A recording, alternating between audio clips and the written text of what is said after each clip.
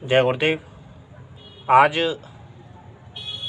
पैसा और भगवान, इन दोनों चीज़ों पर चर्चा करता हूँ। और जो मुझे ज्ञान प्राप्त है या फिर जो मुझे बुद्धि विवेक है, मैं उसके हिसाब से चर्चा करता हूँ। पैसा और भगवान, इस दुनिया में दोनों की ज़रूरत है। कुछ लोग जो भगवान के भक्त हैं वो भगवान को बड़ा बताते हैं, और जो पैसे के भक्त हैं वो पैसे को बड़ा बताते हैं और कहते हैं कि पैसा है तो सब कुछ पास में मौजूद है, और यदि पैसा नहीं तो इस संसार में कुछ भी नहीं है। ये बात भी सच है कि यदि पैसा नहीं तुम्हारे पास में, तो ऐसी कहावत है कि पैसा यदि तुम्हारे पास है तो कुछ भी आप कर सकते हो।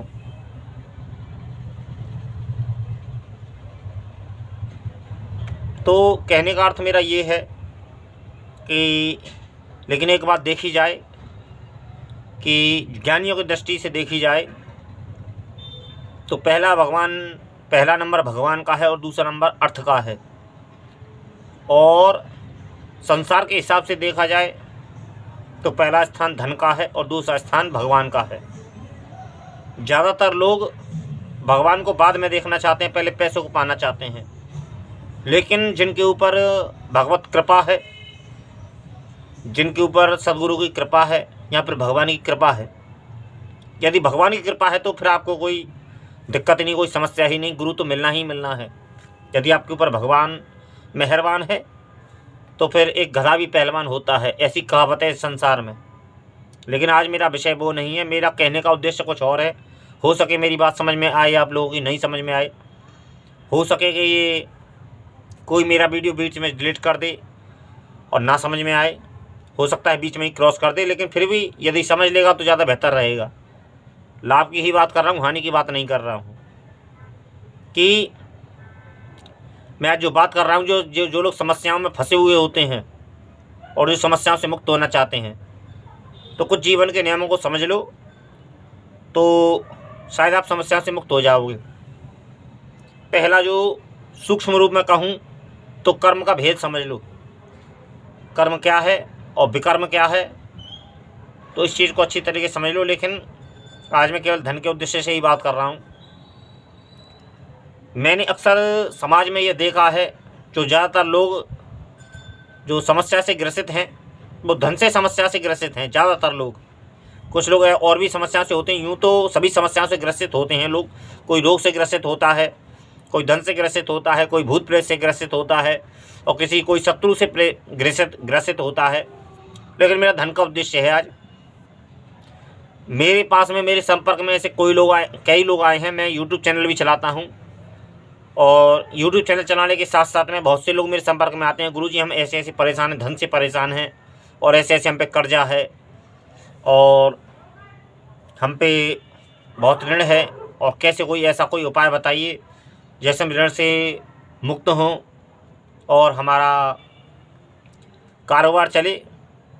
तो देखिए, मैं आपको एक धन की साधना बताने जा रहा हूँ। यदि आपकी समझ में आए तो ठीक है, और ना समझ में आए तो ठीक है। आप अपने घर बैठे हैं, मैं अपने घर बैठा हूँ, कोई फ़र्क नहीं पड़ता है। कोई चार्ज नहीं है, कोई फीस नहीं है। मैं वीडियो में ही मंत्र बता रहा हूँ, वीडियो में ही मंत्र बताऊँगा। जैसा आपकी समझ में आए वैसा आप उतार लेना अपने कॉपी पेन लेके अपनी कॉपी पर, और जैसा मैं विधान बता रहा हूँ वैसा आप विधान उतार लेना। लेकिन उससे पहले मैं कुछ चर्चा करना चाहता हूँ। मंत्र मैं ज़रूर दूंगा, ये पक्का वादा है मेरा इस वीडियो में, और विधान भी दूंगा मैं आप लोगों को। क्योंकि अक्सर मैंने वीडियो में देखा है, बहुत लोग जानकारी देते हैं लेकिन पूरी जानकारी नहीं देते हैं। लेकिन मेरा ऐसा कोई उद्देश्य नहीं है, मेरा कोई ऐसा विशेष कोई प्रयोजन नहीं है। लेकिन फिर भी यदि कोई पर्सनल कॉल करता है तो हाँ, फिर मैं अपना चार्ज जोड़ देता हूँ। क्योंकि यदि वीडियो को पूरा नहीं देखता है, वीडियो को पूरा नहीं समझता है, और वीडियो में बाई चांस मंत्र नहीं दिया है तो बात एक अलग है। लेकिन यदि मैंने वीडियो में मंत्र नहीं देखता है, वीडियो में मंत्र दिया है और वो नहीं देखता है, यहाँ पे पूरी वीडियो को नहीं देखता है, यहाँ पे पूरी वीडियो को नहीं समझता है, तो चार्ज लगेगा, पक्का लगेगा।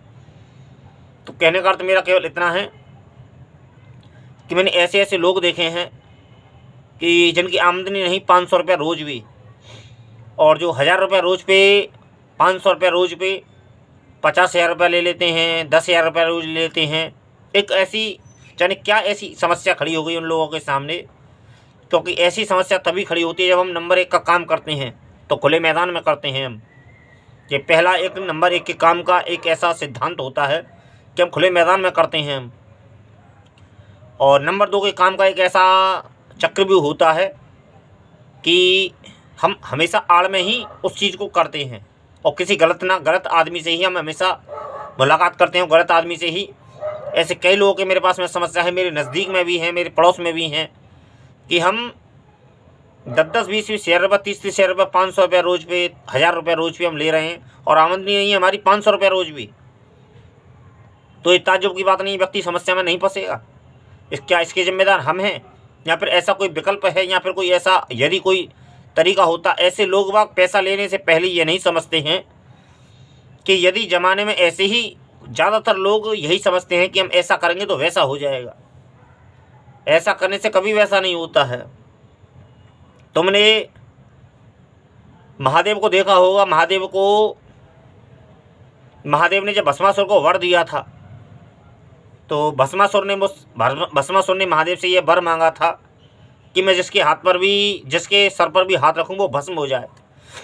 तो कोई बात, उन्होंने कहा तथास्तु। तो तथास्तु तो वो उन्होंने कहा कि सबसे पहले महादेव का ही कल्याण करता हूँ जिन्होंने मुझे वर दिया है।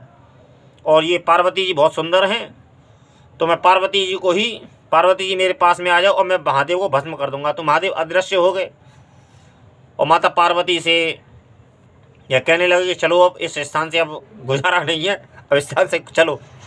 तो वो एक गुफा में रहे। तो कहने का प्रयास मेरे को इतना है, मैं जो बात कहना चाहता हूँ उस बात को समझिए। मैं आप लोगों को मंत्र दूंगा, अवश्य दूंगा, पूरी बात को मेरी समझिए और पूरी बात को मेरे समझने का प्रयास कीजिए। जो समस्याओं में घिरे हुए हैं वो अपने स्वयं के कर्मों से घिरे हुए हैं। मैं भी जीवन जी रहा हूँ। देखो, राम जी यदि समस्या में ग्रसित थे तो अपने कर्मों की वजह से थे। अब आप कहोगे कैसे? तो ये आप शास्त्र खोज लेना, और शास्त्रों में बहुत कुछ वर्णन है। तो दशरथ जी ने जवानी में कर्म किया था। श्रवण कुमार को उन्होंने एक जानवर समझ के तीर चलाया था और श्रवण कुमार उसमें मारा गया था। तो उनके माता पिता ने यह श्राप दिया था कि तुम भी अपने पुत्र वियोग में तड़प तड़प के मरोगे। तो जवानी में किया हुआ कर्म बुढ़ापे में असर कर गया। इसी तरीके से राजा हरिश्चंद्र ने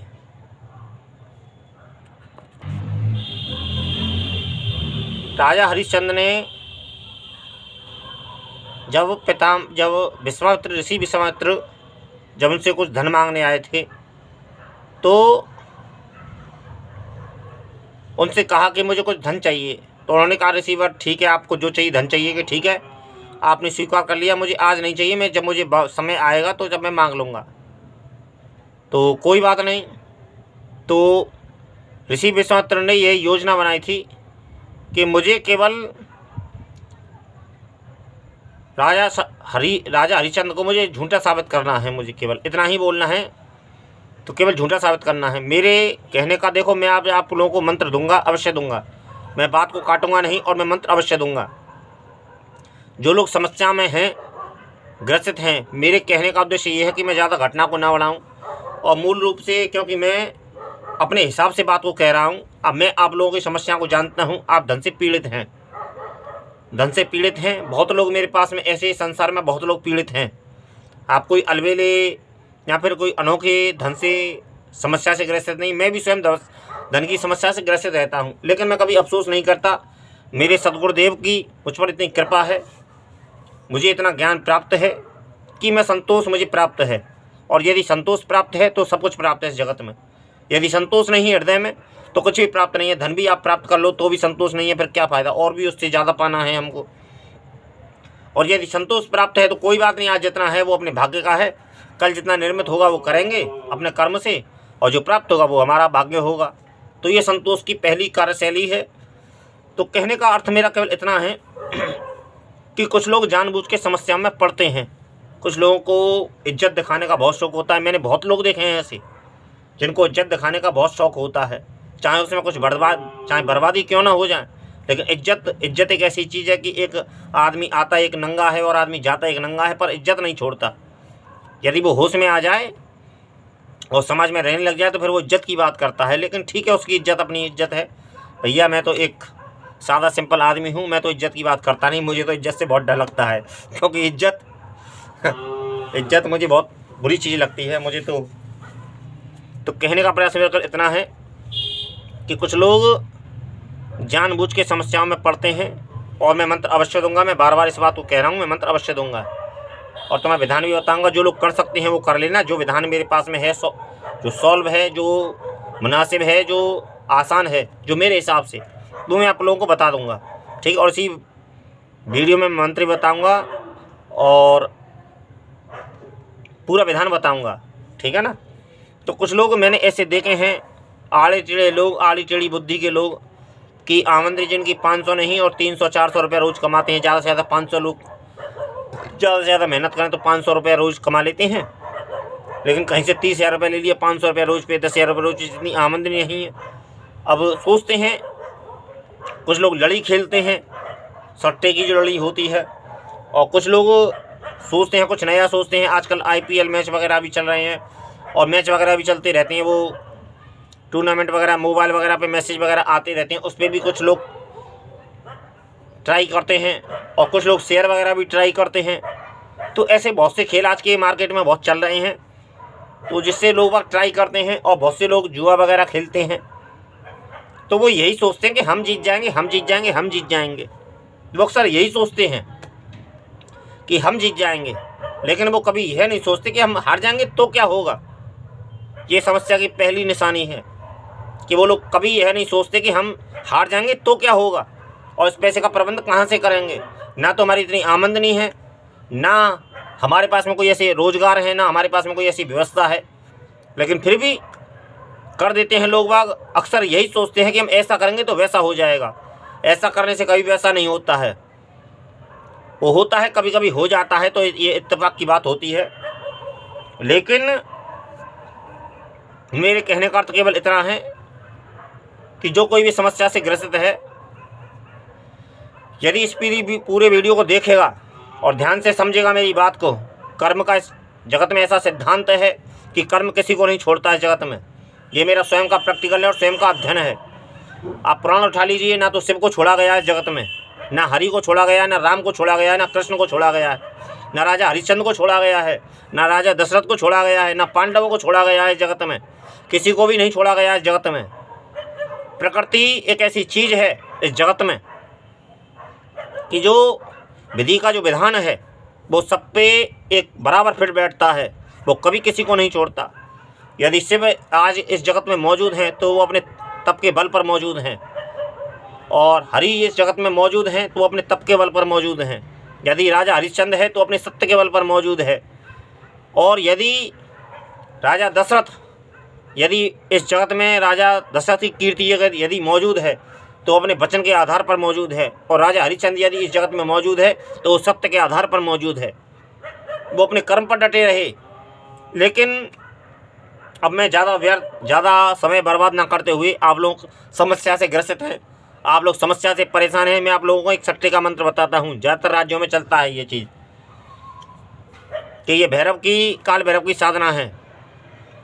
विधान को समझ लीजिए, मंत्र को समझ लीजिए और नोट कर लेना कि काल भैरव 2 मंत्र बताता हूँ मैं आपको, लेकिन मंत्र में एक बताऊँगा। काली कल कल करे, पटपट करे मसान, धड़े का नंबर बता दे भैरव वीर बलवान। ये मंत्र है, मैं फिर एक बार बता देता हूँ। काली कल कल करे, पटपट करे मसान, धड़े का नंबर बता दे भैरव वीर बलवान। ये मंत्र है, इस चीज़ को नोट कर लेना। जैसा मेरे शब्दों में आपको सुनाई पड़ रहा है वैसा ही नोट कर लेना और वैसा ही मंत्र जाप करना है। और एक बार बोल देता हूँ, काली कल कल करे, पटपट करे मसान, धड़े का नंबर बता दे भैरव वीर बलवान। ये मेरे स्वयं की साधना करी हुई है और मैंने स्वयं इसका प्रयोग किया है। आज से करीब नहीं तो 4 वर्ष लगभग पहले मैंने, क्योंकि मैंने ऐसी बहुत सी चीज़ें देखी हैं अपने जीवन में जिनके मैं बहुत निकट रहा हूँ। मैं बहुत सी ऐसी चीज़ों को जानता हूँ, बहुत सी मेरी ऐसी चीज़ों से संपर्क हैं। मैं विधान भी बताऊँगा इस चीज़ का भी, लेकिन मैं और अपनी पर्सनल बात बता रहा हूँ कि मैंने इस जीवन में ऐसी बहुत सी चीज़ें देखी हैं जो भगवान ना करे पर ऐसा होता है अक्सर संसार में। भगवान कुछ नहीं करता है जगत में।